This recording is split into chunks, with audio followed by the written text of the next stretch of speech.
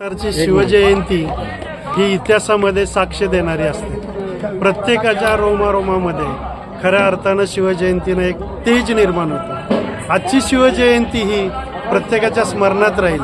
आज साताऱ्यामध्ये आपण जर फिरलो तर आपल्या लक्षात आलं आहे राजवाड्यापासून ते अगदी कमाण्या होदापर्यंत सगळं सजून निघालेलं आहे, भगवं झालेलं आहे. आणि हेच खरं आजच्या तरुणांना एक आदर्श आहे. आज आपण या अजिंक्य ताऱ्यावरती आलो आहे. इथे सुद्धा धावपळीमध्ये आपण पाहतोय की स्वतः राजे जे आपले गादीचे आहेत मालक ते सुद्धा या ठिकाणी येत आहेत. 13वे वंशज आहेत, खासदार साहेब येत आहेत, आमदार साहेब येतात आणि खऱ्या अर्थानं तरुणांना एक नवं चैतन्य निर्माण झालेलं आहे. अशा शिवजयंती एक दिवस नाही, रोज 365 दिवस साजरी व्हावी आणि नवं चैतन्य तरुणांच्यात हिंदुत्वाचं जागावं, हीच यामागची सगळ्यात भूमिका आहे. शिवाजी महाराजांचे विचार, आचरण आणि जी ऐतिहासिक वारसा आहे तो तरुणांनी जपला पाहिजे, सर्वांनी जपला पाहिजे. आणि हाच खरं आपल्या साताऱ्याची नव्हे तर अख्ख्या महाराष्ट्राची ओळख आहे.